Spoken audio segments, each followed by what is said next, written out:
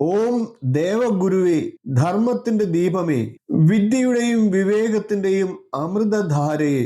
ആകാശമണ്ഡലത്തിലെ ഗ്രഹരാജാവായിട്ടുള്ള ബൃഹസ്പതി 2/6/2026 സിംഹാസനം മാറുകയാണ്. മിഥുനത്തിന്റെ വേഗത വിട്ട് കർക്കിടകത്തിന്റെ കുളിർമയിലേക്ക്, കരുണയും ജ്ഞാനവും കൈകോർത്ത് നടക്കുന്ന പാതയിലേക്ക്. ഓം ബൃഹസ്പതയേ നമ. ഓം ദേവഗുരുവേ നമ. കാലത്തിന്റെ വേഗതയിൽ ഗ്രഹഗതി മാറുമ്പോൾ കനലുകൾ പോലും പൂക്കളായി മാറിയേക്കാം. അതിചാരം എന്നൊരു വിസ്മയ യാത്രയിൽ അറിവിൻ പൊരുൾ തേടി നമുക്ക് യാത്ര പോകാം. നമസ്കാരം. ഋഷിപ്രോക്തത്തിലെ ഇന്നത്തെ അറിവിന്റെ നിറകുടത്തിലേക്ക് ഏവർക്കും ഹൃദ്യമായ സ്വാഗതം.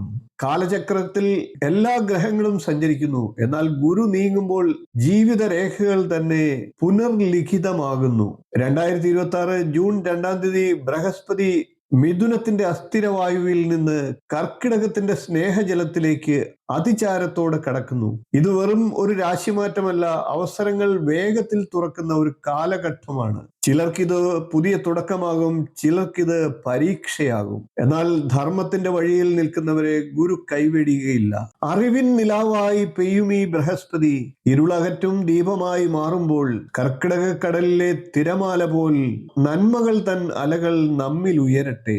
നമുക്കിപ്പോൾ വ്യാഴത്തിന്റെ അതിചാരവും രാശിമാറ്റവും 12 രാശിക്കൂറുകാരിലും എങ്ങനെ പ്രതിഫലിക്കുമെന്നു എന്ന് പരിശോധിക്കാം. അതിന്റെ മുന്നോടിയായി ഇപ്പോൾ നമുക്ക് മേടക്കൂറുകാർക്ക് വ്യാഴത്തിന്റെ ഈ രാശിമാറ്റം, കർക്കിടക സ്ഥിതിയിലേക്കുള്ള സഞ്ചാരം എന്തെല്ലാം ഫലങ്ങളെ ചെയ്യുമെന്ന് നോക്കാം. ആവേശം അളവിൽ വരും. ഗുരു പറയുന്നു, നേതൃത്വം ഉത്തരവാദിത്തമാണ്. മേടക്കൂറിൽ വരുന്നത് അശ്വതി, ഭരണി, കാർത്തികകാൽ എന്നീ നക്ഷത്രങ്ങളാണ്. മേടക്കൂറുകാർക്ക് വ്യാഴം ഭാഗ്യാധിപനും 12ാം ഭാവാധിപനുമാണ്. വ്യാഴമാകട്ടെ ഇപ്പോൾ 3ാം ഭാവത്തിലാണ് സഞ്ചരിക്കുന്നത്. ജൂൺ 2 മുതൽ വ്യാഴം 4ാം ഭാവത്തിലേക്ക് സംക്രമിക്കപ്പെടുകയാണ്. 4ാം ഭാവത്തിൽ വ്യാഴം ഗുണദോഷ സമ്മിശ്രമായിട്ടുള്ള ഫലങ്ങളെ നൽകുന്നു. എന്നിരുന്നാലും 3ാം ഭാവത്തിൽ സഞ്ചരിക്കുന്നതിനേക്കാൾ ഗുണപ്രദമായിരിക്കും എന്ന് നമുക്ക് പറയാം. വ്യാഴത്തിന്റെ 5, 7, 9 ഭാവങ്ങളിലേക്ക് ദൃഷ്ടി ഉള്ളതുകൊണ്ട് തന്നെ മേടൻ രാശിയുടെ 8ാം ഭാവത്തിലേക്കും 10ാം ഭാവത്തിലേക്കും 12ാം ഭാവത്തിലേക്കും വ്യാഴത്തിന്റെ ദൃഷ്ടി ലഭിക്കുന്നതാണ്. രോഗശമനം പ്രതീക്ഷിക്കാവുന്നതാണ്. ആയുസ് വർദ്ധിക്കപ്പെടുന്നു. ബന്ധുജനങ്ങളുമായി അഭിപ്രായ വ്യത്യാസങ്ങൾ ഉണ്ടാകുമെങ്കിലും അവയെല്ലാം തരണം ചെയ്ത് മുന്നോട്ട് പോകാൻ സാധിക്കുന്നതുമാണ്. സ്ഥാനഭ്രംശങ്ങൾ ഉണ്ടാകുമെങ്കിലും അതൊക്കെ ഗുണപ്രദമായി വർത്തിക്കുന്നതാണ്. വാസസ്ഥലമൊക്കെ മാറാനുള്ള സാഹചര്യങ്ങൾ ഉണ്ടാകാം. ഉന്നത പഠനം സാധ്യമാകുന്നത് വഴി വിദേശ യാത്രയും തരപ്പെടുന്നതാണ്. കൂടാതെ സന്താനങ്ങളുടെ ഉയർച്ചയ്ക്കും സാഹചര്യങ്ങളുണ്ട്. കർമ്മരംഗത്ത് ഗുണാനുഭവങ്ങൾ വർദ്ധിച്ചു നിൽക്കുന്നതാണ്. ചെയ്യുന്ന എല്ലാ പ്രവർത്തികളിലും വിജയം കാണാൻ സാധിക്കും. സർക്കാർ സംബന്ധമായിട്ടുള്ള മേഖലയിലും ഗുണാനുഭവങ്ങൾ വർദ്ധിച്ചു നിൽക്കും. വീട്, ഭൂമി, വാഹനം എന്നിവയുമായി ബന്ധപ്പെട്ട കാര്യങ്ങളിൽ നല്ല ഗുണാനുഭവങ്ങൾ ഉണ്ടാകുന്നതാണ്.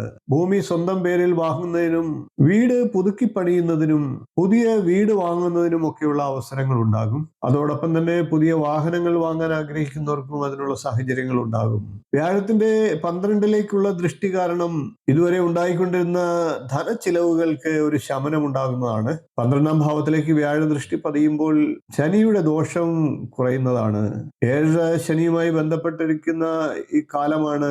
അതുകൊണ്ട് തന്നെ ആ ദോഷങ്ങൾക്കും വ്യാഴദൃഷ്ടി അല്പം ശമനം വരുത്തുന്നതാണ്. അനാവശ്യ ചെലവുകൾക്ക് പൊതുവെ കുറവ് വരുന്നതാണ്. വിദിതൻ തൂലിക ചലിപ്പിക്കും നേരത്ത് ശുഭമായി ഭവിക്കട്ടെ സർവ്വതും മർത്യരിൽ. ഗുരുവിൻ കടാക്ഷം കവചമായി നിൽക്കവേ ദുരിതങ്ങൾ മായുന്ന പുലരി ഉണ്ടാകാം. ഗ്രഹഗതികൾ മാറാം, നിഴലും വെളിച്ചവും എല്ലാം മാറി മാറി മറിയാം. എന്നാൽ ശുഭചിന്തയും കർമ്മശുദ്ധിയും കൈമുതലാക്കിയാൽ ഏത് അതിചാരത്തെയും നമുക്ക് അതിജീവിക്കാനാകും. കർക്കിടകത്തിലെ ഈ ഗുരുപ്രഭാവം ഏവർക്കും ഐശ്വര്യവും സമാധാനവും ഉണ്ടാകട്ടെ എന്ന് പ്രാർത്ഥിക്കുന്നു. ഈ ഗുരുവചനങ്ങൾ നിങ്ങളുടെ മനസ്സിൽ അല്പമെങ്കിലും വെളിച്ചം കൊളുത്തിയെങ്കിൽ ധർമ്മത്തിന്റെ നിശബ്ദ സമ്മതമായി നൽകൂ ഒരു ലൈക്ക്. ഈ ജ്ഞാനം മറ്റൊരു ജീവിതത്തിലേക്കും എത്തണമെന്ന് തോന്നുന്നുവെങ്കിൽ ഒന്ന് ഷെയർ ചെയ്തേക്കുക. ഋഷിപ്രോക്തത്തിലെ വാക്കുകൾ കാലത്തിന്റെ ഭാഷയിൽ നിങ്ങളിലേക്ക് എത്തുവാൻ ഒന്ന് സബ്സ്ക്രൈബ് ചെയ്യുക, ബെൽ ഐക്കൺ ഒന്ന് അമർത്തിയേക്കുക. ഓം ഗുരുവേ നമ. ഓം ശാന്തി ശാന്തി ശാന്തി.